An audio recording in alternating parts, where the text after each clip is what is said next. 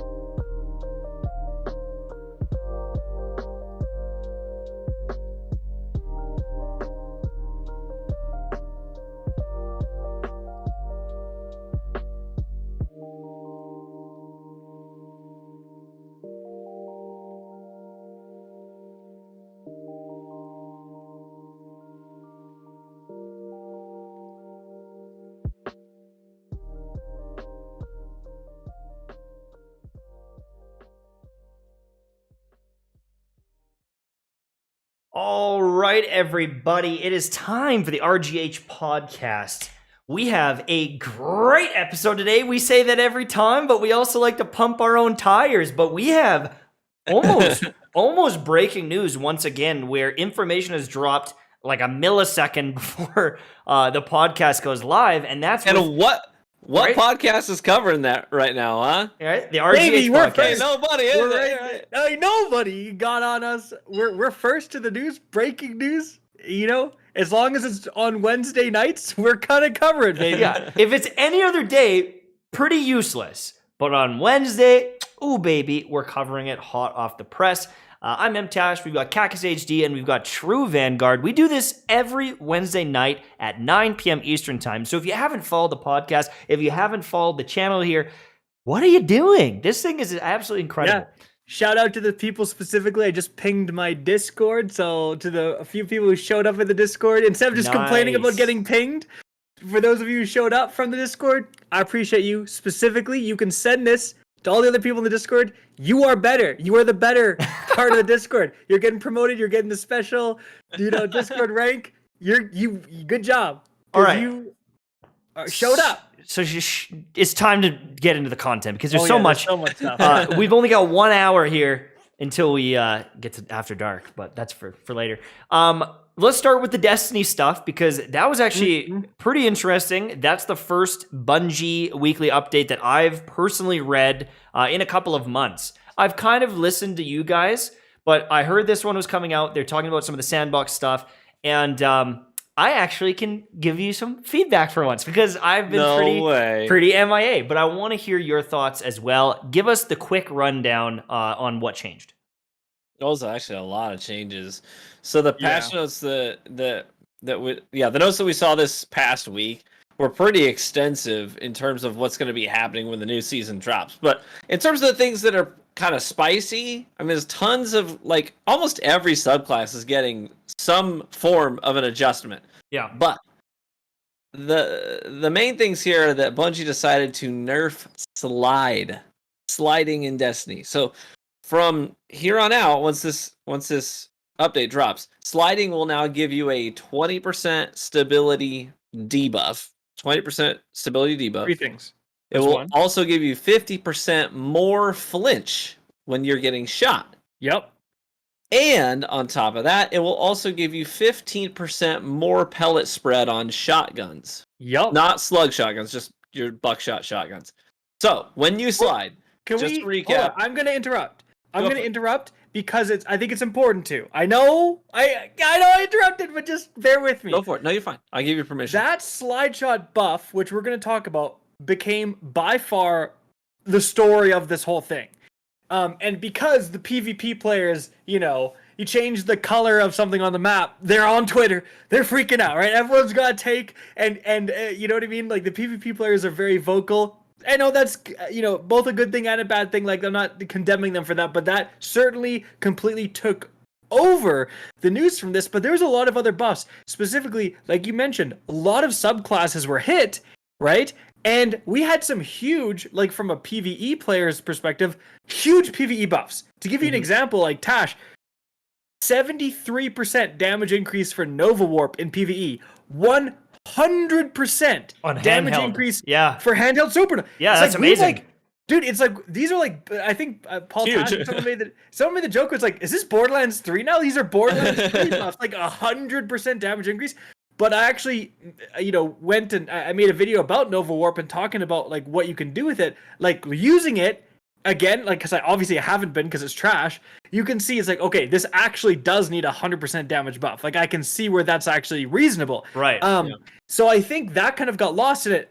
Arc Strider, 33% PvE buff and lasts longer, and has a bigger radius. So there's some really, really substantial PvE buffs to some subclasses that really needed it. And for me, like, I feel like that's gonna really impact the game. You now can play Nova Warp without being a detriment to your team, right? So that's, I think, a big deal too. And that was actually one of the main things I took away from it. I was like, damn, I'm actually enjoying the PvE side of things more than PvP. And so I saw some of those changes and I was like, oh, that looks really good for stuff that I would want to do if I come back for Witch Queen. Like, I want to use handheld Supernova, but when you use it in the current state of the game, you're choosing between throwing a quick solar grenade and going back to my weapon, or holding it down, waiting for it to charge, doing the animation, and it's like, that's a DPS loss. So I was really excited with some of the PvE changes that were coming. Even the 50% damage buff for hammers against and the duration before it goes away. So there's like some synergies there, right? For like Roaring Flames hammer builds, like those are super fun. So like I'm excited for that. And just yeeting away. So for me, it's like that took precedent. I walked away as a PvE player going, wow, all these subclasses are now viable, right? That's right. But no one talked about it though.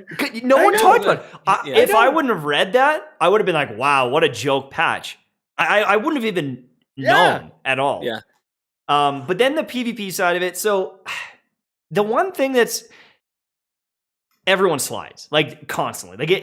Most good players, it just slide. It's almost too much. Like, so I can see that some people maybe don't want as much sliding or they don't like as much sliding, but also that's just kind of how people play Destiny. People play Apex like that as well. And so, if you are limiting or hindering people's ability to aim while doing movement that's built in the game, it's a little weird, and I get people's anger. But the big one for me, more than anything, is the flinch. because there's already a lot of flinch in the game. And my biggest frustration is I don't like flinch, period. And I understand maybe you're sliding and shooting a gun, it's not going to be as accurate, but anything that has to do with randomization, it just tilts me more. I don't know what it is, because there's already flinch, and now there's more flinch with sliding, and maybe you should be punished, but it's just, as soon as I see the word flinch, I start getting a little salty myself. But I don't know. I get it. I kind of get it. The stability thing, what is that going to impact? Like a hand cannon is a quick shot. Nothing. A scout, a pulse burst. Like, is that really going to impact things? I doubt it. It all comes down to it. It's going to change almost nothing but shotguns, quite honestly, because it's only going to be like a second long debuff. If that, I mean, it's not long. A flash. Most fusion rifles people are using charge in a second or more. They're not going to be affected by this, right? You're not going to start your charge the very second your butt hits the ground during a slide. So it's when you get that VOOP off, the debuff's gone, right? It's also not an accuracy penalty. It's just a stability penalty. So if you're sliding out to get a quick peek shot with a hand cannon or a sniper rifle, it doesn't affect your accuracy. You're still going to hit the target. And a little bit more recoil. You get a little more recoil on it. And that's only if that shot is during that debuff, period. So it's not going to change a lot. It isn't. People see it and they get upset about it because it's a nerf, right? All they read is nerfing slide. And to their credit, it is frustrating when you're a high-end PvP player and you've worked certain things into your repertoire, like learning how to leverage peeker's advantage and sliding into lanes. And that's just sort of second nature. It took you time to learn how to do that well. I get that. Another part of it, though, that people are kind of like, oh, some PvPers, is that this seems like it's in direct contrast to something like the Go Fast update. The Go Fast update. We understand movement is a big part of Destiny and why players love it. So here's the Go Fast update. And then fast forward, people are on the Go Slow update. They're like, we're nerfing slide. We're taking away one of your Icarus Dash charges. Right. You know what I mean? Like, yeah. Yeah, you're right. But it's like, as someone who doesn't slide too much, I saw this, I was kind of like, good. You know what I mean? Like, you just want to bot walk in the lane? I just go side to side and I hit my shots, brother. This is the Call of Duty Battlefield mentality. Mm. I will say I totally understand that people are upset about this, but you definitely do have people like annoyingly abuse, like they slide in, slide out, slide, or like slide towards you like 3 times. And it's just like, you just roll your eyes half the time. Yeah. On PC, people literally have macros built that when they pull the trigger, it initiates a slide. Like, and it's like, bop, bop, bop. It's insane. I don't know how they play like that, but they are sliding more than they're strafing or moving. It's wild. Now, the thing is, again, I do sympathize with people being like, you know what? It's like, if you're only going to do that if you're, I mean, a lower skilled player definitely does mash slide too. You know what I mean? In fairness. But I understand where it's like, okay, we're lowering the skill gap. And that's often seen as a bad thing. Especially, it's like, of all the things that go after slide, it's like, when I play the game, I'm annoyed by a lot of things. And slide, honestly, isn't really one of them. Mm-hmm. Like, I'm getting truth-tellered 5 times, a minute. I'm not too concerned about the slide, dude. You know what I mean? If he's sliding with a primary, I'm thrilled, baby. I'm so happy, right? And that's the thing. It does feel like it's very clearly just to maybe try to counter slide shotgunning. They just want to see less people aping forward with a shotgun, and truth be told, even after the shotgun nerfs, I mean, it's still the top 3 special weapons in the game right now are all shotguns. It is annoying, and I say, like, again, people complain about the skill gap, but how much skill does it really take to just charge and slide and shotgun? Just the amount of like distance you can cover. Yeah. And even if I have a primary, if I'm using, let's say, an off-meta primary, like an auto rifle that doesn't kill in 0.8 seconds like a hand cannon, even if I hit all my shots, you have time to just run at me, slide, and shotgun me. Yep. If I hit every single headshot, I'm still gonna die from a considerable range. You have you can cover a long distance, and it's like, okay, is that really skill? It's like, wouldn't me be like being like jumping back, hitting headshots with my primary be more skilled than you going, I run, I slide, I shoot. That's all. And then but you win. That wins a huge amount of engagements. It sure does. So that's, I think, what they were trying to go after. The downside is like the stability and flinch.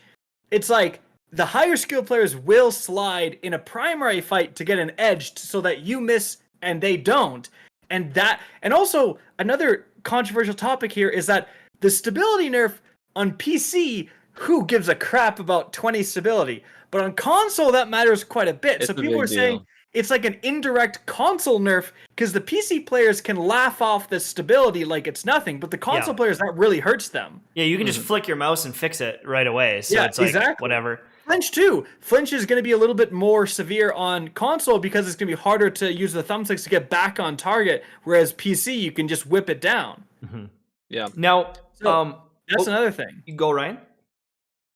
No, I was just agreeing with him. Oh, go for it. And so also, one of the things that I saw was as soon as that post went live, there's a lot of posts that are like, well, what about this exotic? What about this? And they're actually doing another post tomorrow on abilities and exotics, right? Yeah. So that'll be really interesting because that might shake things up. Geomags are gonna. I think they're just gonna get killed. I hope so. But in PvP, I hope they kill. I know, but I hope they don't go too far to ruin them in PvE because they're so good, and like Chaos Reach is like the only offensive super you can justify using in like a Grandmaster. Like, what am I gonna go Striker Titan a champion and get clapped? Like, no, thank you.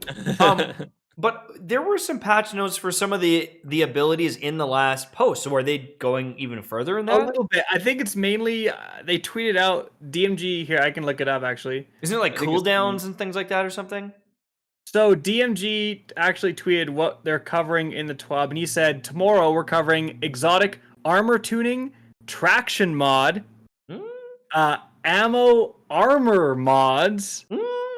And Warmind cells. So maybe not ability tuning. So exotic armor, traction, and mods. So yeah, because I kind of saw some of the ability tuning. Like they talked about Nova Warp, and like there's some buffs going on there. And handheld supernova is technically an ability and all that jazz. Right. Okay.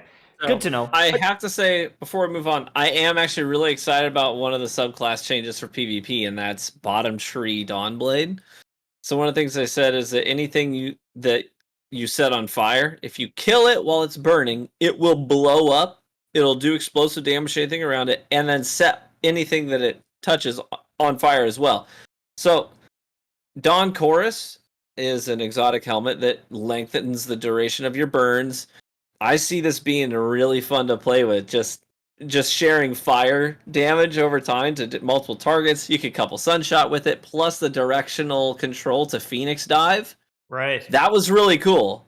Oh, and then what if you throw that in PvE too, like clearing mobs and you're spreading fire? Right. Damn. Mm-hmm. Isn't there? Didn't they? I can't remember which one. Didn't they recently add one too that increases the damage of Dawnblade swords? That's Dawn Chorus. Oh, that is that one. Okay, yeah. It increases damage against burning targets. Oh, okay. So it might be an actual pretty solid option. It was okay before, but like adding that extra damage, right? Yeah, it actually increased your damage pretty significantly. Mm-hmm. So like you would do more damage than a Celestial Nighthawk with the Dawn Chorus on, but of course the downside is it took way longer to do that damage, but still. Right. Yeah. So I'm curious to see like all of these changes put together. I would love to see if they will make any more, statements about things like, grenade launchers and different things. Like I personally can't handle them in PvP, but I actually did see a lot of changes where I was like, okay, I kind of want to play. Not gonna lie. It is kind of annoying though. Like hearing like the people on Twitter like another trash like update, and you're like, well, what was wrong with it? They're like, well, they nerfed sliding. And you're like, okay. You're mad because your favorite streamer is mad. Let's be honest. Okay, but like, it's like, I totally understand not agreeing with the sliding nerf. I want to make that clear. I'm not even fully for the sliding nerf. I don't know. I'm gonna have to see. But it's like, I was like talking to people. Look at all these other changes. Look at the PvE changes. Nova Warp, Hammer, all these other stuff we talked about. And they're like, well, I guess. But it's like Right. people are just like sliding. This was the slide nerf. That's all that happened in this update. And it's like, wow, that's crazy because so much other great stuff happened. And I feel like it was all overshadowed by the slide nerf, which is kind of unfortunate. And more that we don't know about until tomorrow. So it's like exactly. Right. And another one, they said the last week, so not tomorrow, week after, they're talking weapons tuning. Oh, so there is another one. Wow. There Okay, is, so maybe they will hit grenade launchers, and we'll find out exactly, like, there's some PvE buffs, like, to machine guns. We'll find out maybe exactly by how much and so on. Yeah. Well, the reality is that they needed to bring enough to the table with the launch of this next season to make it interesting, because it's going to be a long one. Right. So the last season we get before Witch Queen, so... They'd better do it right, or else people are going to fall off. If they brought no changes to the table, then it was going to be a long season. Yeah. So Truly. Let's move on now to some... This is the breaking news. Spicy topics. This is the spicy news. Tell your friends, call your friends, say, hey, start watching the RGH podcast right now. They're talking breaking news, baby. Breaking news. So Kotaku has a breaking source saying Diablo 4's game director and 2 others have been let go from Blizzard today. So one of the most important positions, and then 2 others have been let go from Blizzard. Huge devs. Right? Yeah, the huge. One is the game director, right? Luis is the game director, and then McCree is the lead designer for Diablo 4. These are literally like your top 2 dogs. On Diablo 4. And it was started out as like a rumor, kind of like a source told them, and then it was confirmed in a letter. So they confirmed, yes, this is happening. So these guys, 2 out of the 3 guys that were canned, are in that infamous picture of the Cosby suite, right? So we are already assuming this has something to do with the recent allegations, the suing, the lawsuit, all of that. We're assuming it has something to do with that. But to make things even more telltale that's what's going on, Blizzard actually, in their statement about it, when they did respond, they said, yes, we can confirm these guys are gone. We already have some new people that are stepping up into those leadership positions to provide a safe work environment. So to specifically say that, like, when these guys are gone, we're making a safe work environment, if that's your official comment on it, bingo, baby. These guys are involved in this in some capacity. Dude. Yeah, and like, they didn't say like, we wish them well, they're talented. They were just like, they're gone. Yep. Right? Yeah. That's another like little hint. So of course this is still speculation, but based on what's going on, it's like they were like they didn't voluntarily or maybe they were like forcibly voluntarily, you know what I mean? It's like, you leave the company right now type of thing.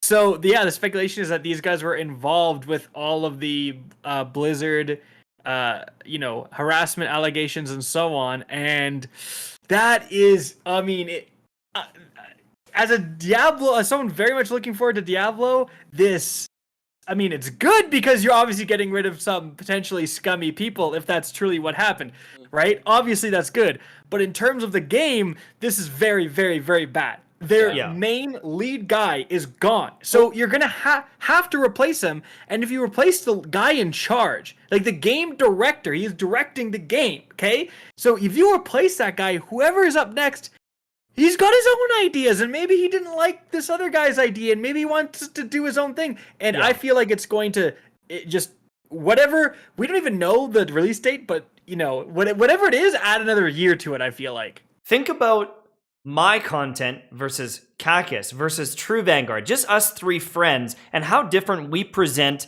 similar ideas on similar videos. Think of our personality, the way we view these different topics. You cannot tell me that one game dev or director leaving and another one coming in, they're going to have the same views on things, on the balance of the game, the gear of the game, the story of, like, you cannot tell me that they're going to, just slide in and take off running.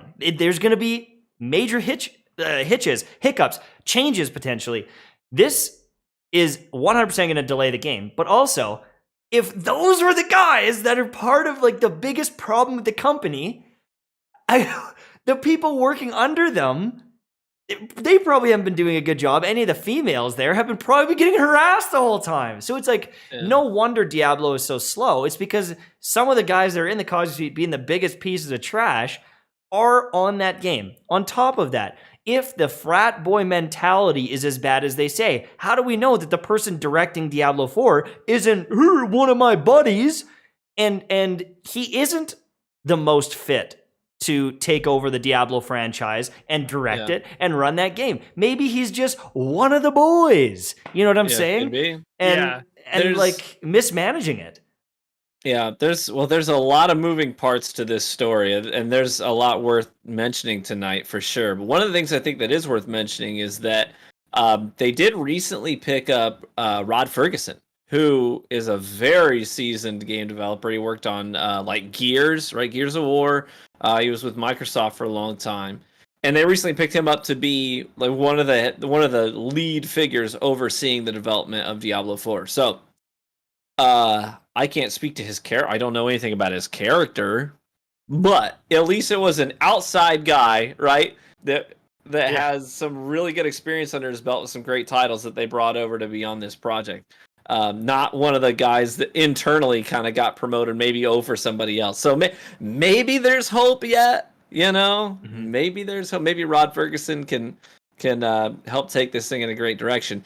Another thing I think that's worth mentioning is that Blizzard already took out Afrasabi's NPC that was in World of Warcraft. So I don't know if you the guy that was explicitly named in this lawsuit as being, he was the one who headed up the Cosby Suite, right? He had his own NPC in WoW that was designed after him, right? They yanked him from the game because obviously he's a nod to a dude that's in some pretty deep water right now, right?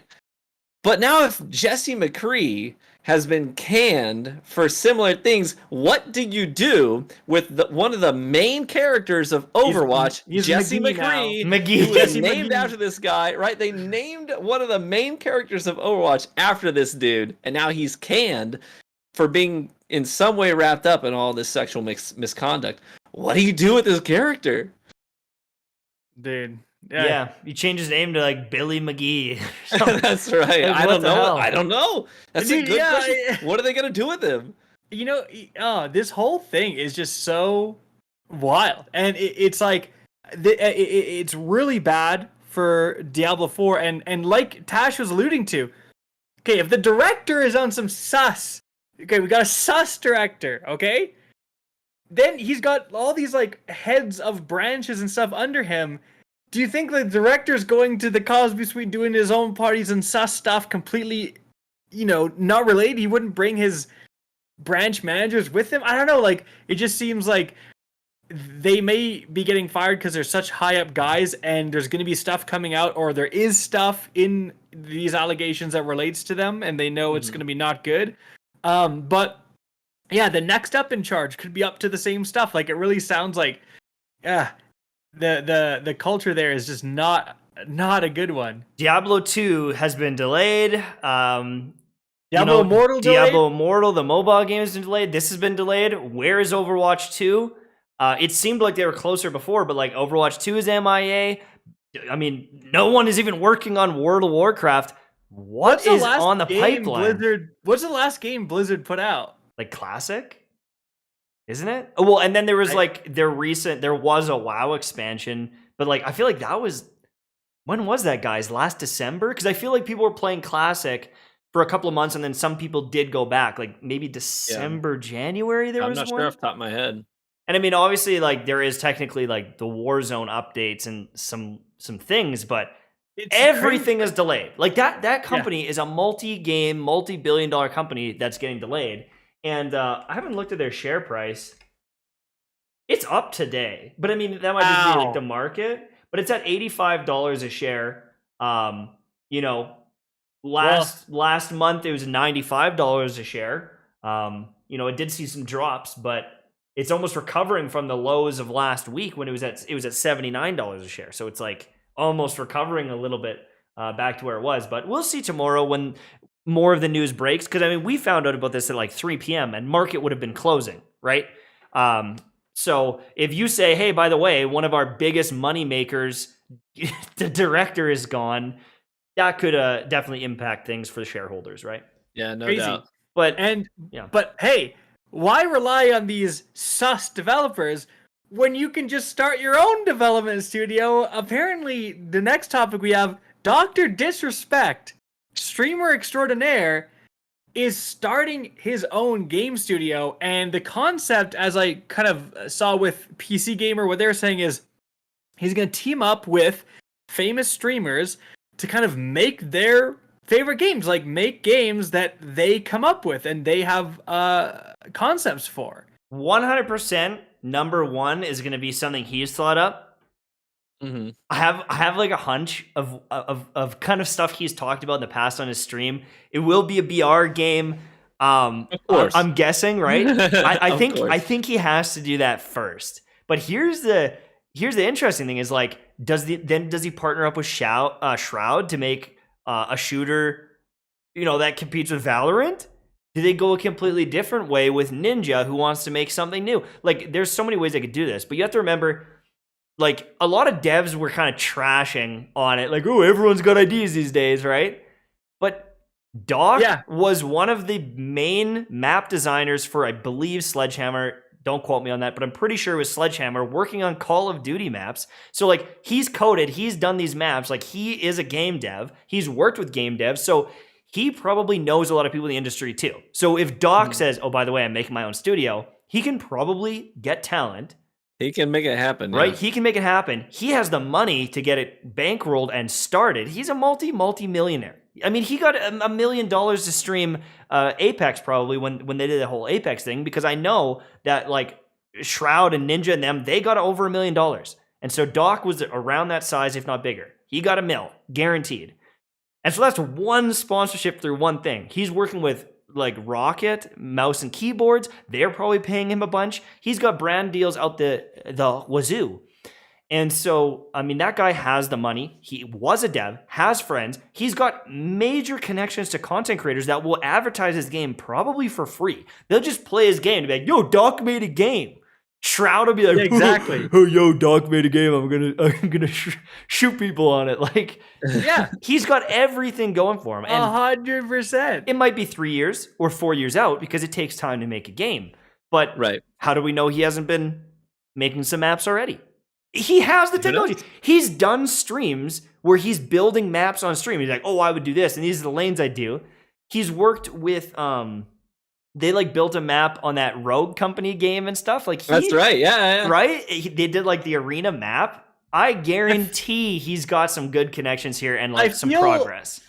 I feel like also something else is interesting is that just Doc and his personality. Like I feel like he would get like sponsors and stuff that other people wouldn't. In a good example is like gun companies. Like everyone, you know what I mean? Like you have the Chris Vector, but in Call of Duty it's called like the Velociraptor or some dumb crap, right? I forget what it's called, but you know what I mean? Everyone knows it's a Chris Vector, right? Mm-hmm. And I think they asked like the company Chris, they're like, we'd work with Call of Duty. They never reached out to us, right? They never even talked to us, right? What like. But again, it's like this, like, oh, it's a gun company, right? Like, mainstream Call of Duty might not. But I feel like those are the people Doc would be, hey, you want your guns in our game? You want your gun in your BR? We'll put your gun in my BR. You sponsor us, we'll put it in. We'll get all the sounds. We'll get all the... That's a brilliant idea, dude. Like, I know some Karen is going to be like, you have real guns in your game. It's like, well, yeah, it's a BR. Like, you know what I mean? Like, some people are going to be upset with that. Some of the mainstream people wouldn't want to do that. But I feel like that's just one example of, like, opportunities that because of it's Doc, he would be going after stuff like that the mainstream people would be kind of like maybe shy to do. So you have those opportunities. And you said something really interesting, Tash, when you're like, yeah, I want to talk about that. Dude, so many replies were like these like holier than thou game devs being like, oh, like, excuse me, but it's not that game development companies have a shortage of ideas. It's hard to develop a game. And it's like, listen, bucko, I know a lot of very talented game developers and they do a fantastic job, and he's got a point. Like there's a lot of good ideas that maybe funding or development wise get slowed down, but you developers have a lot of bad ideas. We found this out, dude. Like the double primaries in Destiny 2, bad idea. And it wasn't just one person's idea. It went through several iterations. Everyone signed up and said, we're going to do this, right? No random perks. Terrible idea. So it's like, clearly there's talented game developers that have bad ideas. And Right. and it's weird, like game developers, again, it's like, well, the whole holier than thou game development, we know what's best for the game, is kind of really going by the wayside with the Blizzard stuff. It's like, you guys, it's like maybe you guys, should listen. This whole thing of like the community expects things right away. It's like, well, get your hands off your employees and maybe we'll get some updates faster, Blizzard. And on top of that, though, like it's almost like, well, we're in these big established companies and like we know what we're doing, and you don't. And it's like, well, then how come Valheim and Among Us and Phasmophobia, exactly, they're all doing these new games and kicking ass because it's like new blood, new ideas. They are executing, and maybe not to the same scale, but like if anyone's gonna execute it, it's Doc. Like he has the money, dev experience, connections, like sponsors, content creators in his pocket, pretty much. Like if anyone's gonna do it, he's doing it. He's not starting a new studio at ground level. He's starting it from the tippy top of the mountain, and he's just getting started. I mean, as a big Doc fan. If his name or his face or branding are on the game in any capacity, is Twitch going to allow it on their platform? Oh, ban evasion. Hey, they'll ban you if you stream with him. Like if you stream with him, you will get banned. He's smart enough to know that he wouldn't do that. Do you know what? No, I'll tell you what. He won't do it. I guarantee he won't do it because he wants to make the game to shut PUBG up. He wants to make the game to shut Warzone up because all he does is complain about them, and he will make, well, what I think is like he wants to make the pinnacle game. The question is, will he do it? Is another thing. But like, I don't think he would do that because he knows that it would be a detriment to the success of the game. Like he would kill his Twitch. It would have to be some sort of ban evasion, right? Because you'd be promoting him. I don't really. I think they would allow it, honestly. But it does raise a good question. I thought that they did, like, I thought that Shroud had played with Doc and so on recently or whatever, and it was like, you're fine. Like, I think it's like, it was a tournament situation, so it's like, we played against each other sort of thing. Like, we were forced into it, but... So if you squad up with Doc, you still get banned? Remember, Mike got streamed for showing... Yeah, no, I know, but like, I thought it was like an except. So are we ever gonna find out why Doc got banned from Twitch then? I don't know. It's been over a year. It's like a year and a half. The universe's greatest mysteries. There's all these people making up these rumors that maybe he was involved with some sus stuff. I mean, like, I don't want to, but he did cheat on his wife, I think, right? And then there was that whole big thing, right? Mm-hmm. And there was some talk that he was related into, maybe it was harassment. I don't know if anything really legitimate came out of that. That could have just been all BS. But like, he got banned from Twitch. Maybe if there was a reason, and he does start the studio, and we just talked about what happened with Blizzard, could this be the next studio to go down and like Doc? Is he up to some no good? Like, I don't know, dude. Right. Or did he learn his lessons? Mike, I got a thunderstorm here, so if you hear loud cracking, that's the lightning. Sorry. Here's the thing, though, too. My cheeks. Yeah. The thing is, though, is like this is also a pretty big like what if he makes a trash game? Yeah. Right? Because that's the alternative here, all he does is trash on other games when they're not doing good, and like he was a dev and everything, and so it's like, well, I'm gonna do it better. But what if you don't? His brand image, meme. Right? His brand image would get memed on forever. People will roast him to the point where it could almost be like a brand killing activity. He's also a risky move, right. He's probably also taking a ton of time off if he's starting a whole game studio. So it's like you're gonna have less brand awareness, like streaming and playing and all that stuff. You're putting out this game for people to buy, or it's free. And like if it sucks, people are going to roast him. Or it's amazing. He changes gaming forever, and we can finally rejoice because Fortnite 2 came out. You know what I mean? Or like the next big game, because I feel like the hype there will be astronomical. If he drops that game, the hype will be astronomical. Even if it's like average, if it's like as good as Warzone or as good a little bit less, right? If it's good for an indie game type of thing, people be hyped, yes, fair. right? If it's yes, good for an indie game is great because And it's also, I his just first want to game. see like Doc doing the ads for this game. Comes on with his vest. Are Like, you know, ready for the Warzone? best game you've He's ever like, played? Warzone can't get anti-cheat. It's infested with cheaters. Not my game. I got anti-cheat, baby. And he's like just ripping on. I feel like he would do that. It'd be hilarious. Oh yeah. Yeah. He's just pedal all the way to the floor with him. And I see that I would imagine that would carry over into the way that he would market his game. He honestly has a great energy about him. I wonder if it's because of Advanced GG. This podcast is sponsored by Advanced GG. They make a bunch of fantastic, clinically proven energy drinks to get you through your studying, your gaming. They've got a nootropic, new level nootropic, which is clinically right proven. Okay, but also they have a secret little thing. They've got the new custom limited edition Mtashed shaker. Kackis, you actually don't have one of these, but this is a limited edition shaker. I'm gonna post that down below for a link. This is only on your sale. own shaker. I'll do whatever it takes. Listen. What?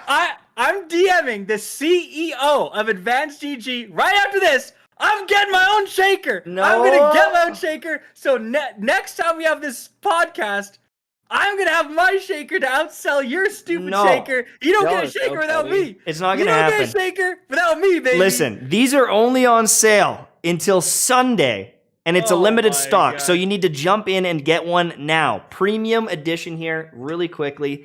It's made out of metal. It'll keep your drink cool. It's got a built-in shaker. You can take that off to clean. Absolutely incredible product, and better than anything Kackis could come up with because it's blue and amazing. So let's get back into the content. Now, I should say, even if they buy your shaker, they can use code RGH, correct? Yes, To they support all can. of us? Use code RGH and it will support all of us. You'll get 10% off. That's a win-win right there. Okay? There we go. Okay. So now, hashtag Twitch do better. Not sure if you guys saw all of this stuff, but there was a hashtag going I on. did. Twitch do better. A couple people I follow also were kind of chiming in with this, but there are a ton of people getting view botted, spam botted, harassed, and a ton of just blatant racism making its way through Twitch. People are getting harassed every single day. And it got basically brought to light because you mentioned racism. It's like so racism and so ethnic people or like minority people of certain ethnicities, as well as like trans people, LGBTQ people, where they're just getting like nonstop, and they would show examples of people coming into their chat like just. We're talking like the entire chat. Like if you look at the YouTube chat right now, that whole thing would just be N-word. It would be, like anything. Horrible stuff.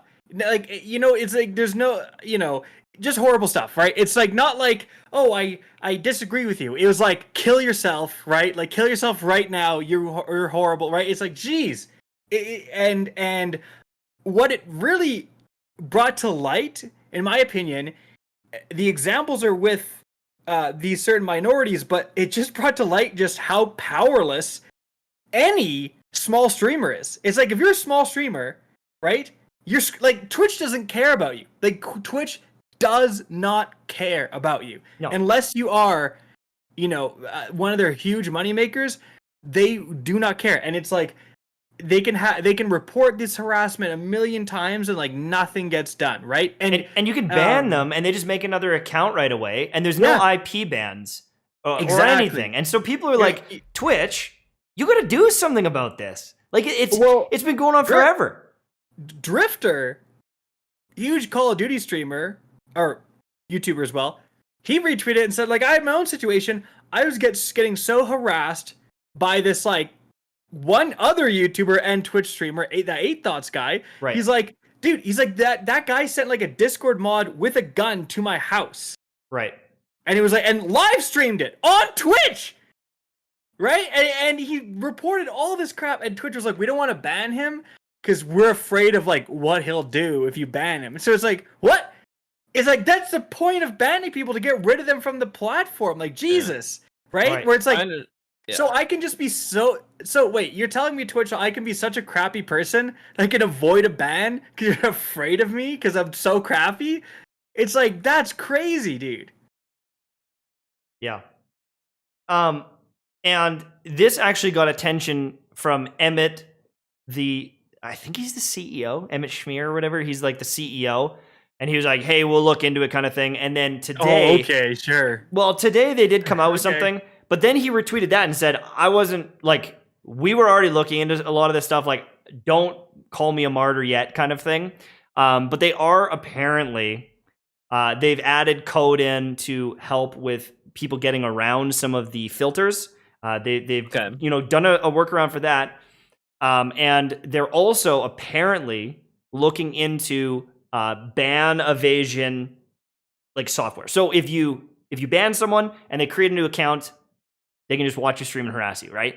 And so it seems like they are looking into a way to stop that. So I don't know if that's IP banning or something, but hopefully some way to stop harassment. Because I've had people like that. I've banned like a guy just kept making like Mtashed's wife is a hoe or whatever it was.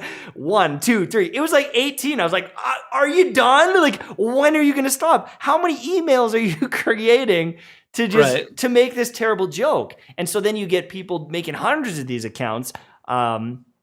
It's just like, you're powerless. You're truly powerless. Dude, how much time do these people have on their hands to like make dude, you could be building that castle in Minecraft. You could be doing all this other stuff that seems so much more fun than like constantly creating accounts over and over again to like harass streamers. I don't know. Logging in to 19 accounts to call your wife a hoe your wife a hoe might be fun banter. Like I'm thinking about making Cactus's wife is a hoe 1, and I'm just gonna start placing it in your videos. Yeah, we'll see. But it's just so like pathetic. But it is like, it is definitely like a terrible thing. And it's like, there's all these Twitch bots. There's so many freaking Twitch mods, right? And they're all spending all their time on ASMR streams. It's like, go help some of the small streamers that are getting harassed. Stop watching Indie Fox. All right, she's bad now. Yeah. But so it's like, but it's like that just seems like where all the attention is.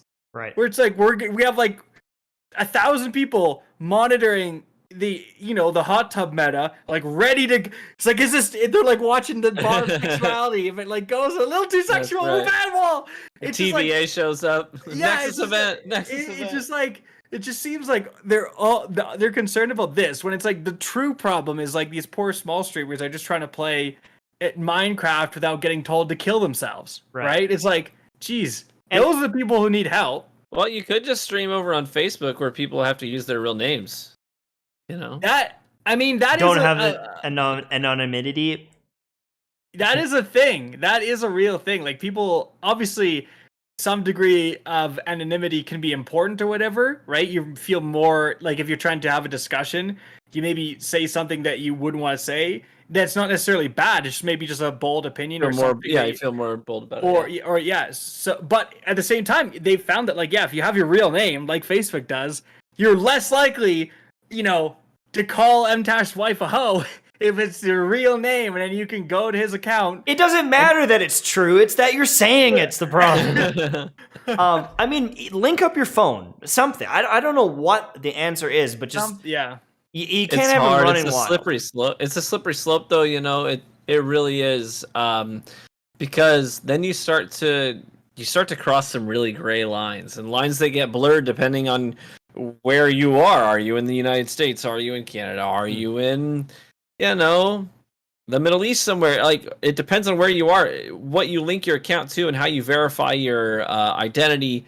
All that stuff could really start to infringe on what people are comfortable with. Right. Some people like to be a little more off the grid. So I think, you might end up actually losing more viewers if platforms start to require that, and it might not be worth the trade-off of occasionally having to deal with an a-hole. Yeah, because like we don't care. It's like if one viewer goes away, but we lose 10 a-holes, that's good. The issue is Twitch. They have to make that decision for us, you know? And so it's like, yeah, I don't care. I'll lose a couple of viewers so I don't have to deal with trolls. But then Twitch is like, yeah, but they also sub to a bunch of hot tub streamers and give us $40 a month, so we can't get rid of them. Right? Like it's 100%. The solution is like a longer, like a ban evasion software. Like that is the solution. It's like, hey, you're being an asshole. I can ban you. And then if you try to make a new account, it won't work. It's like, no, dummy. It's the same computer, right? We know. We tracked you via a cookie or whatever. We know. And you can't just make a new account and go right back into the stream. Like that's the issue here. That's the issue. Honestly, kind of good segue to the next one though. Raven Software. Speaking of getting banned. Yeah, speaking of getting banned, they banned 50,000 accounts, which is like awesome. Banning some cheaters, get them out of the way. That's perfect, makes the game better. But also, free game. Are they going to make new accounts? Are there 150,000 more that you need to ban? The top reply is just like, congratulations, like 50,000 cheaters just made new accounts, right? That's like people have no confidence in them banning anymore. It was just, dude, 50,000 people. That's like how many people are on playing Destiny 2 right now. And that's just the cheaters. That's a small portion of the cheaters, probably. Yeah, exactly. It's not all the cheaters. That's like a small portion. That's how big Warzone is. Yeah. Mm. And it's like, oh no, I lost my account. Let me just shoot this glitched player and get every single item unlocked instantly. Like, who cares at this point? They can get everything in the game because they're already hacking that stuff too. So they don't care if they lose their account. However, there was more to this. They said we banned 50,000 players, and in the same tweet they said, and we acknowledge your concerns about cheating, and there will be more to announce soon. So in that same tweet, so we banned players, and again, this is all the same tweet. So they're clearly talking about cheaters. They said we know you're concerned about cheating. We have something more to announce in the future. Like stay tuned for the future. So it made it seem a lot of people took that to kind of say, hey, this means that finally Warzone is looking at an anti-cheat, right? Right. I mean, it's about freaking time. Because we talked about this last week, specifically with Warzone. Some of their main players, right? Swag, Nick Mercs, Tim the Tatman, they're all playing Legends. They're all playing Apex Legends right now. You just lost 3 million viewers to Apex Legends, right? Yeah. In a week. That's insane. Like, combined viewers, let's say. Because it's not just streaming. They're not making YouTube content on it anymore either. Right. Yeah, like, I haven't... For the time being. I haven't looked at, like, Nick Merck's channel and stuff. But, like, has he started playing Apex videos as well? Apex Legends versus Warzone. A lot is changing in Apex Legends soon. The craziest Apex Legends clutch you'll ever see. And like these are getting this one got 422,000 views. So he's moved over. He's done Apex 1, 2, 3, 4, 5, 6. Yeah, a lot of people. I mean, even Tfue today was like, give it time, man. I'm gonna be the best at Apex Legends. Yeah. I mean, a lot of people are hopping over there. A lot. I mean, you look at they just shipped a new character, Seer, and within the first 48 hours, people are saying these are the problems with Seer, and Respawn says, "All right, we'll have it fixed by next week." You know what I'm saying? Like, imagine that. You know what I mean? That's how long it takes Bungie to schedule a freaking meeting about the problems. All right, like you know what I mean? That's crazy. And so was that? So that would have been August 3rd is when the season launched, right? So have they fixed it yet? So I think the patch goes out. Actually, I want to say it's next Tuesday. I want to say it's on Tuesday when the patch hits. So within like 2 weeks. Like 2 weeks they fixed it. There's already been I know one update since he shipped that just was like a one quick fix where one of the main complaints was about the visual effect to one of his abilities was just too jarring to get hit by, and I know they already implemented an update for that. But anyways, but they're all over it, you know, and I love it. Yeah. And now they've got So typically in a season, what they've been doing is they have two maps in the rotation. They change like every 2 hours, and then one gets vaulted while they work on changes and adjustments for that map while the season goes on, and then they rotate that one in on the new season and drop another one. You know what I'm saying? Mm-hmm. But this season, they actually have all three. They have Kings Canyon, the original map, which has been changed over time. The last big overhaul to it was when the character Fuse came out. And they basically added all new POIs, made the map bigger, because that was one of the complaints about it. Bam. That's in the rotation. Olympus, which also got some changes last season, got some new POIs and interesting mechanics to it. Bam. That's in the rotation. And they just completely overhauled World's Edge with new POIs and everything again. And it's in the rotation. So now you have 3 huge maps that have recently been updated in the rotation. And so it's just constantly changing. And they added new maps for Arena. And they added ranked arenas, and they added a new gun, and they added a new character. Like, it's just so much. So that's one of the things that's great about that game is the landscape is always changing. But also, like, okay, so like, if you're a returning player, everything's gonna feel fresh. New maps you probably never played, new characters that are completely different from the launch characters. Because like, if you quit even like a season or two in. Like, think of all the characters. Like, there's Rampart, there's Fuse, there's Valkyrie, like, Seer now. I mean, when I quit, I think the newest character was Caustic. Like Caustic was a launch character. Or I think he was, like, the last character I got. Like I had the basic characters, and then I got enough to, like, unlock Caustic. Caustic. Unlocked him. But it's like, there's that Speedy, what's Speedy Gonzalez's name? Octane, right? Octane is such a great character, yeah. So, like, the other thing, too, you have to think about is, so it's a BR game, and some people love BR games. Maybe they didn't like the characters at launch, but now you've got all these other options. Maybe they're your playstyle. Yeah, like maybe 18 characters now in like, the roster. Maybe you like Horizon's playstyle and you didn't like the other ones, or Valk completely changes everything for you and you want to fly around, right? So there's that. There's the maps. Mm-hmm. Now, all the hype from all these Twitch streamers and YouTubers, it's going to have a huge resurgence, and the people resurging into it are going to have a great time with all the new stuff. If you're a new player, you're going to have a good time. If you're a returning player, you're going to have a great time. And it's, like, honestly, I feel like Apex is going to really have some legs this season, because it already was very popular, and a lot of people were talking about it like, man, this really is a good game, but no one was playing it. Or not as many people. If it gets more popular, it's also going to get more popular with the cheaters, right? They're kind of all on Warzone right now, but you could see more cheaters migrating over to Apex Legends as well. That's the only downside.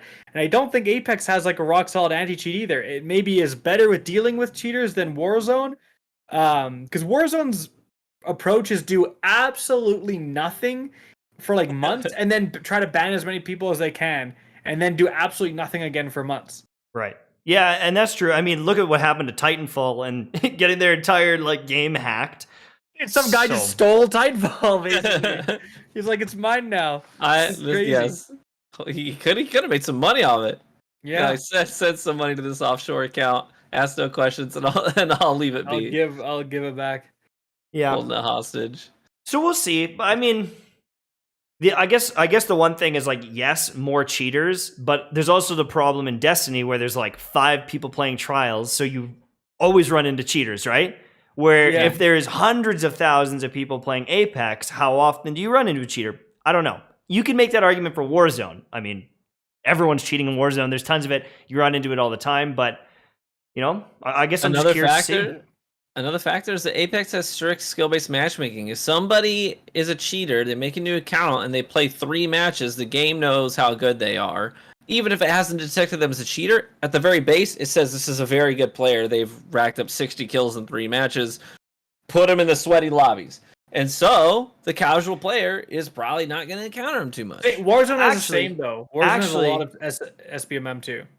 The other thing, too, though, is, remember, like a couple weeks ago, I was like, my Apex Legends account got banned. Somehow, someone got access to my Apex Legends account, and they cheated on it for 1 game on Octane, dropped 26 kills. I promise it wasn't me.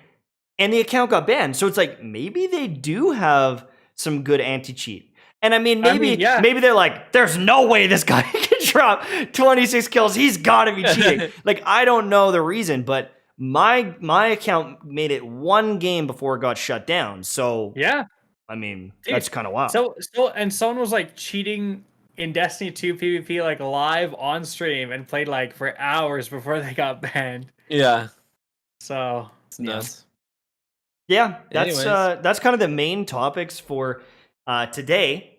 Thank you so much for watching this episode, but we've also got a little bit of some free time, I think, to do some RGH After Dark, where After Dark. we can respond to some questions. Well, before we do, What? I gotta say, we actually have another sponsor. No, we also my shaker cut. No. We have the Manscaped 4.0 performance package, guys. Listen, this is our peak viewership, 500 people, and I gotta be honest. Listen, I know I do these ads, but you don't go nowhere. 'Cause I'm telling you, the Manscaped Performance Package 4.0, it comes with so much stuff. Mtash, right there, he has the 4.0 little trimmer. That thing's fantastic. Yeah, check this out. I can use this right now on my. Oh! What? Yo! Demonetized, baby! Oh, okay. Never mind. Now here's the thing about Manscaped, okay?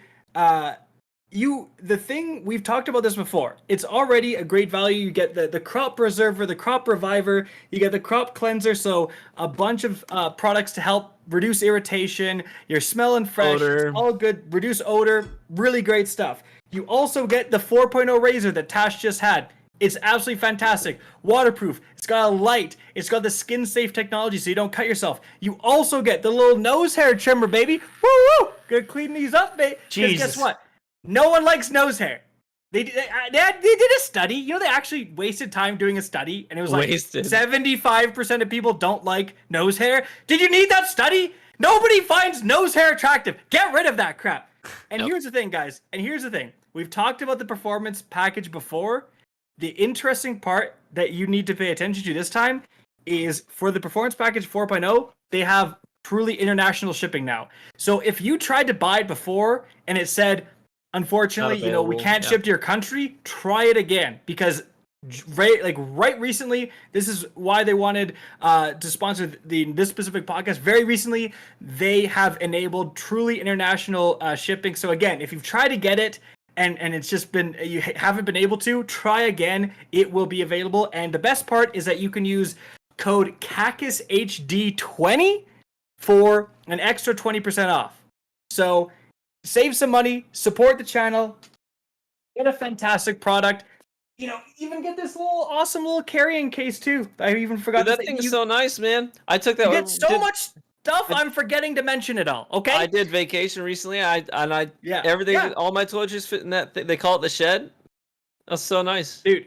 Like I gave one away because Manscaped sent me too many 4.0, so I gave one to my brother. He loves it. Same thing. He's like, this thing's amazing, dude. I had three of those, and then 3 of the original ones. I was like, thanks. I emailed. I was like, thanks, guys. You gotta stop sending me. I don't need these many razors. Yeah, please stop. Please. I had to pawn them off. My brother's got one. My dad's got one now, and I've got a backup. But they work, so man. Definitely, guys, check that out. Here's the link is gonna be put in the description. I'm just gonna send it to Mtash because we're just pros here. It's in general chat. Mtash. I can't go to that. Go on Twitter. I'll get it. While he's doing that, I gotta say, this past week, the Back for Blood closed beta, and then tomorrow the open beta. But I got in on the closed beta with some friends. That game is so good. It was so fun. It's like everything you like about Left 4 Dead, but with up to date, really well polished gun mechanics. That was the best thing about playing that game to me was the gunplay. And there's a ton of different weapons. You can go to you have this base camp. You can try all of them out with all the attachments. With targets set up. You can even 1v1 your buddies there in the firing range. We would just try to jump around with Berettas with iron sights and no-scope each other in 1v1s. It was stupid fun. But that game is so good. If you like zombie shooters, if you liked Left 4 Dead, this is in my opinion, just from playing the closed beta, this might be the best zombie shooter Really? ever. Yeah, It might be the best zombie shooter ever, man. I've seen quite a bit of hype. There was like a little bit of drama, like just like a couple people, but it was overwhelmingly positive. And it ran really well, like when you played it. Super clean. We had 0 technical issues with that closed beta. I was so surprised because we got a lot of hours in. Yeah, unfortunately I didn't have time. I wish I did, but it looks sweet, dude. Like the original Left 4 Dead was some of the most fun like I've ever had with friends. So the fact that that's like kind of the spiritual successor to that, I'm thrilled. Yeah, we'll take that. Now, I don't know if you're allowed to talk about it, but there's another game you had access to a beta this weekend. Are you allowed to say that? No. Okay. So don't say what it is. Everything about it is under NDA. Can you just say like, did you have fun? Okay, he's not allowed to say. Yo, we can't say. We're gonna get him soon. We gotta stop. Okay. Just tell us after. But apparently he had freaking secret access to another game. No one else had access. We didn't even get an email or like, hey, do you want to play it? They didn't even tell us. And he's off playing the game. It was Diablo 4, by the way. No, I'm just kidding. I'm just kidding. So yeah. Anyways, it's after the Manscaped ad, which again, shout out to Manscaped, code KackisHD20. It's going to be in the description of this video. Don't even worry. We have the After Dark segment, so you guys can go ahead and ask some questions to us. I think some donations with questions, by the way. Oh, Mike, yeah. I don't know if go ahead, Mike. Do your freaking job for once. And Edward asked one about sandbox changes and Gambit. I just responded, but the PvE changes will impact PvE enemies, and anything PvP related will impact them. But like, there are some things that are universal. So like slide, that is just a universal change for everywhere. But something like handheld supernova, the 100% damage buff is going to be on PvE enemies. It won't be on PvP enemies. So you can't just one bang a super every time they come near you. And what was the other one?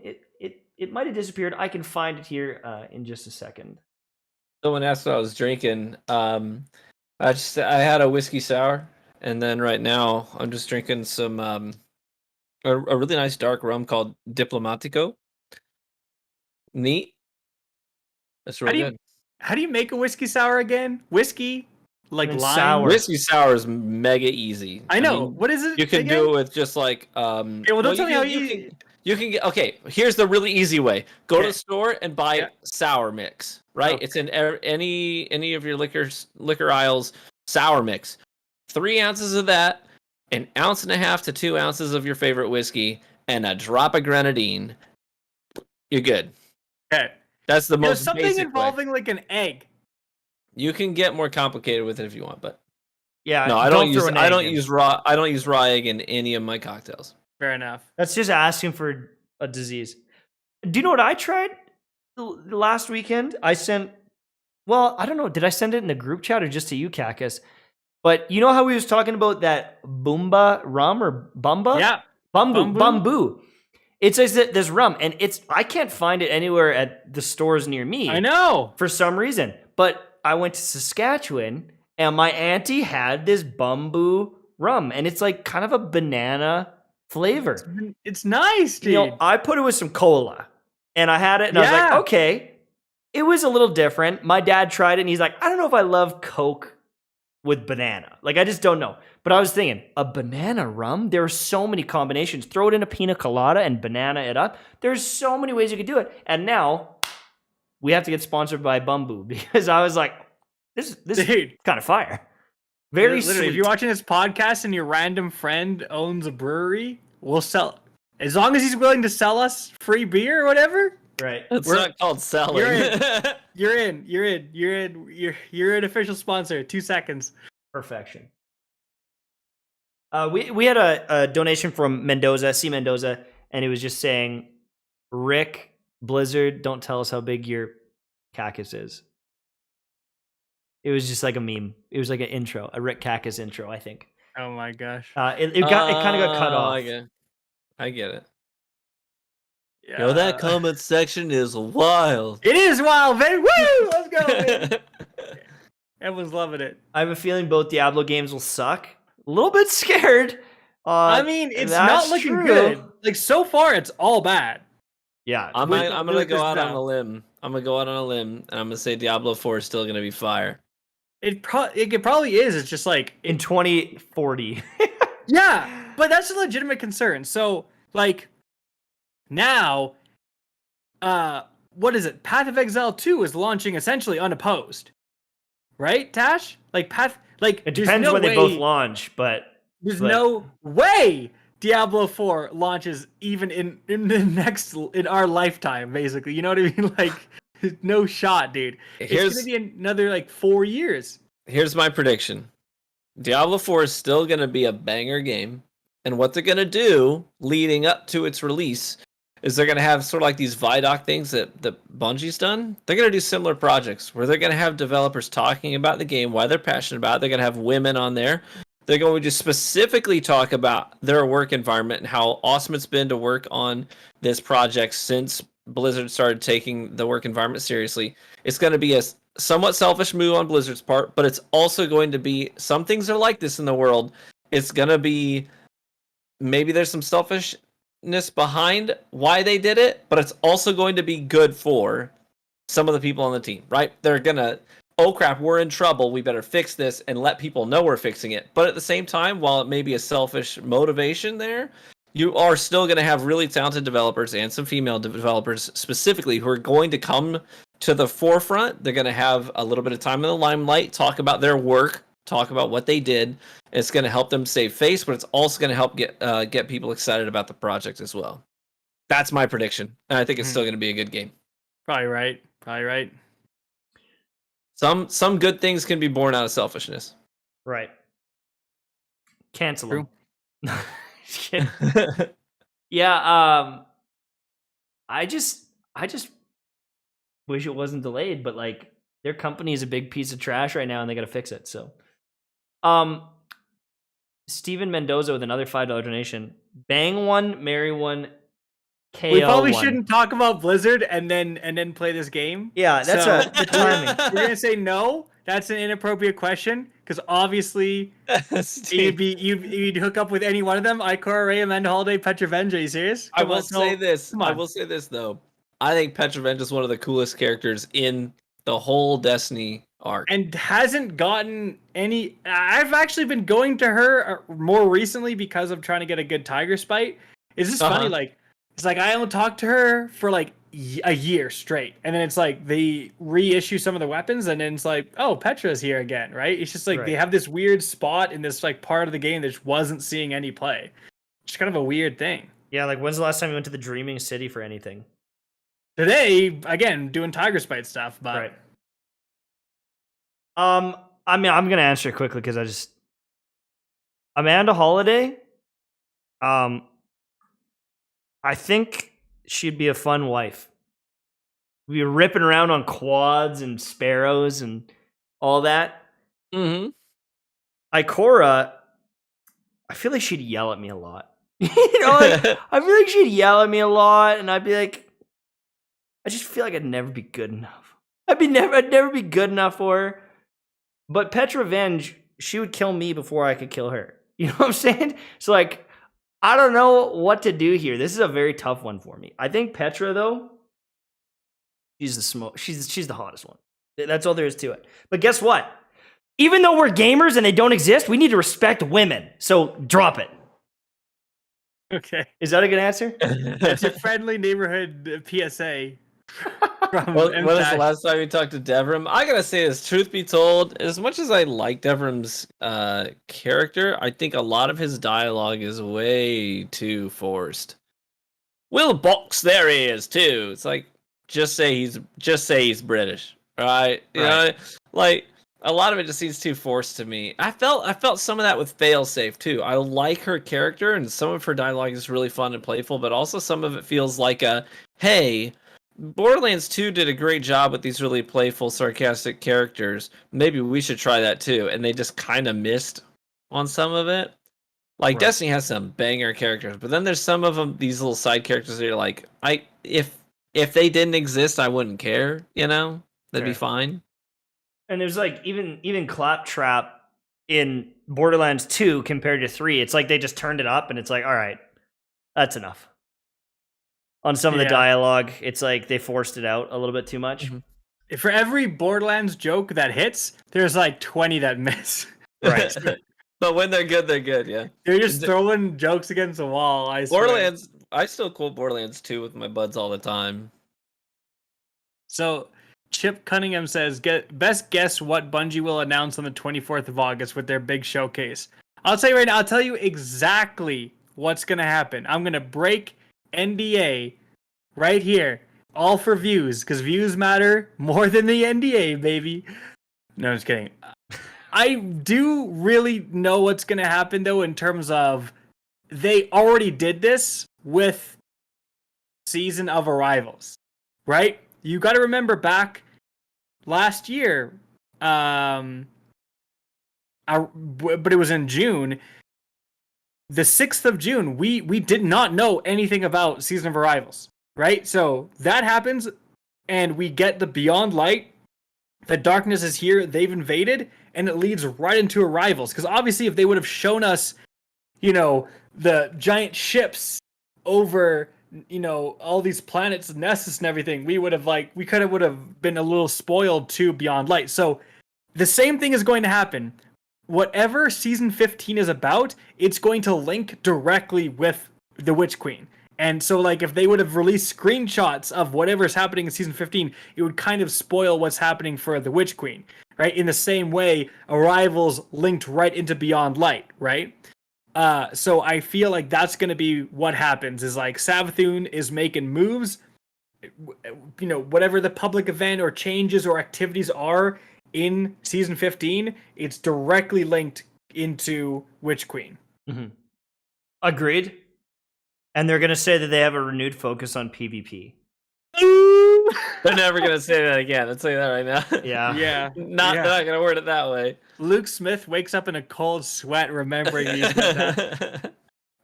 Yeah, and I feel like, I don't know, if the dev cycle we've kind of talked about is true, and they've been so busy porting the game over, maybe they're going to be like, and a new questing system, and a new thing like the Taken King.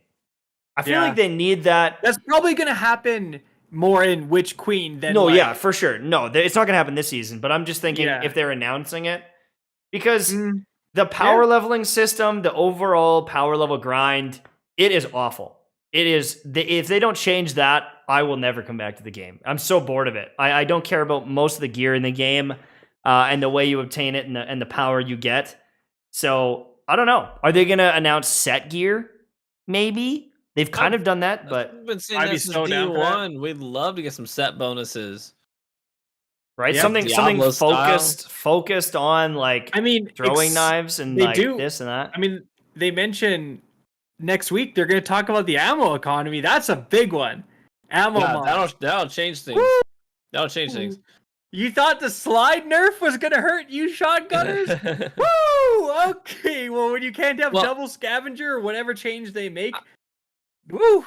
I will say this. I'm hoping that it goes beyond just special ammo economy, because I play double primary in PvP all the freaking time, and I'm tired of running out of ammo, and there's nothing I can do about it. I can't do primary ammo finders. I can't force a primary ammo to drop on people that I kill like you can special ammo. If they've got it, they drop it when they die.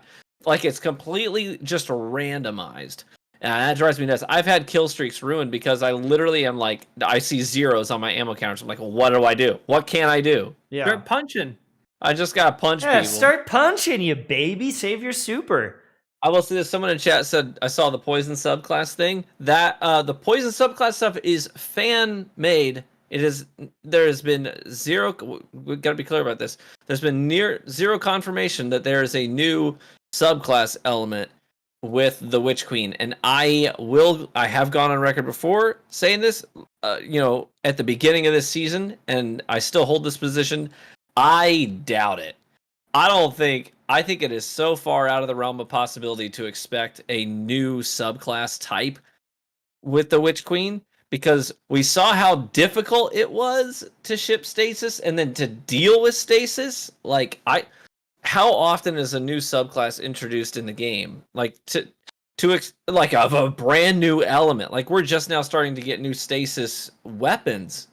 I think it's way too soon to start thinking about a brand new element type introduced into the game. I saw that subclass concept in passing though. Looks sweet. Like undoubtedly it looks sweet. Maybe Bungie will borrow a couple things from it. Maybe they'll be like, "Oh, that's a good idea." You never know. You know, behind the scenes, the problem with that stuff, the problem with concepts like that generally, and this is not to say that there's anything wrong with making concepts or sharing ideas. I mean, we talked earlier about with Doc, like developers should be taking ideas. Their ideas are not always good. But the problem with that stuff is that you're trying to design something that fits in the game now, that fits in the game today. We don't know what's coming in Season 15. Bungie knows what's coming in Season 15 and Season 16 and has preliminary plans for Season 17 and 18. So for them, if they are designing a subclass, they can do so with the knowledge of upcoming exotics and weapon changes and ammo economy changes that we don't even know about. Right? For sure. So that's the only problem with doing something like that. Again, it's not really, it's just like something you need to be aware of. It sounds good in today's, it's balanced in today's sandbox, but it's really hard to say with all these changes potentially coming in Witch Queen, if it will be even feasible, if it'll even make sense, right? Like, imagine trying to design mods before you knew champions were a thing. Your mod system wouldn't even make sense anymore. So it's like we get these huge overhauls all the time, and that's the only like kind of trouble with these concepts. It's like it might not even make sense in a year. With that being said, I'd love new subclasses, and I just love for them to be balanced in PvP this time. Because you know what? Now I feel like it's actually at a reasonable spot. I feel like today, Stasis is not too bad in PvP. It's not bad. Certainly not bad. But Shattered Knives still needs some... But it's not like as oppressive, right? Yeah, I'm absolutely. more annoyed by the Chaos Reach Warlock than I am with Stasis at this current moment, honestly. Yeah, So, I played a guy just yesterday that he was maxed in like Geomags, and one of the matches I played him, he had double-digit Chaos Reach kill. He had more Chaos Reach kills than any individual. He had more Chaos Reach kills at the end of the match than he did shotgun kills or primary kills. It was his number one most killed thing. yeah. That's not okay. That's not okay. That sounds like me. When I put on the Chaos Reach, maybe when I play an Iron Banner, just absolutely deleting people off the screen. I'll have it back in 30 seconds. Don't worry. It's cheesy as crap. It's very cheesy. I hope they don't ruin it in PvE. But like, I really feel like right now, and you know what? Stasis turned out to be very fun in PvE, especially once we got that Bleak Watcher aspect where you have the little turret that shoots out ice and you can freeze huge groups of enemies. Like that, even in Grandmasters, even at the highest of high level content, Stasis has really got a place there because of Bleak Watcher. I don't think necessarily Behemoth or the Revenant has quite made the same impact. I think Revenant needs just a tiny bit more help. Maybe getting its super back or something like that. But like Bleak Watcher is really fantastic. I've run quite a few Grandmasters with it. Really like it. So, and it feels different. You're freezing all these enemies. You're trying to shatter them. Like, you're very crowd control-y. It's like, I feel like when I'm playing that, I'm like, this is what they wanted. This is what they envisioned. Yeah. This is sweet. This feels very different than other subclasses, right? Right. We just had to go through this like 6-month period of just it being so utterly dominant, and also not just dominant, but so frustrating to play against. Nothing tilts you more than being unable to move while you're getting flossed on by some chode before he shotguns you in the face. Yeah. The only thing more annoying is getting interrupted by you. I mean, oh my. You know what I'm saying? Yeah. Hey, what is it that is what it sound is. effect? It is what it is. Wait, Hey. that one? Well, it's actually a fun story. It's actually the noise of the hillbillies who overtook our Airbnb. We had a little trip, and the is people. That really where you got that? Yeah. Okay, let me just set the picture for you. Just close your eyes, and we pull up to the Airbnb. And on the very first night that we get there, we get a message from the host saying, hey, we have some friends staying there. They're just looking over the house. Don't worry about it. The first day we show up to the Airbnb, we open up the screen door down to the yard, and we're all going to go in the hot tub, and we look over, and there's 2 young teenage girls from the people living there in the hot tub, and we're like, oh, we were going to go in there, and we're like not sure what to do, and we're like, can you get out of there? Like we had to like ask them like, hey, like we want to go in there and not be there with you, right? Like fine. And we didn't want to say anything because we're like, you know what? We showed up. They didn't know when we're gonna get here. It is what it is. But then day 2 happens. We're sitting there on the beach, and 3 boats ramp up onto the beach, tie themselves to the dock, and a whole hillbilly hoedown. They come up, running up on the beach, throw down 5 barbecues, and they literally had a hillbilly hoedown on the deck. There was like 18 people. Oh my god! It was actually only like 10, but there was all these boats pulled up, ramped up on the beach, and they're like partying there at the Airbnb. While there was like 5 chairs. There's 4 of us, and like 4 out of 5 chairs had people in them. It's like we can't even go on like a beach chair we obviously paid for this Airbnb to be on the beach. Like that's the whole point of staying there. There's no space. There's just people covering the beach having they literally had like a house party while we were there. We're like, what's going on, dude? Yeah. And then we're like, all right, it's going to die down. And then another boat shows up and there's like 12 people. It was a nightmare. They ended up, she offered to give us like a free week. But we had to come June, back. We missed it. Yeah, because of COVID. So we're like, I don't know. But it was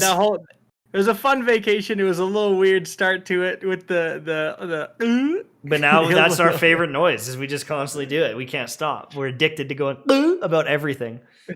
Hey, what do you want for dinner? That sounds good. Okay, let's get it. You can use it for everything.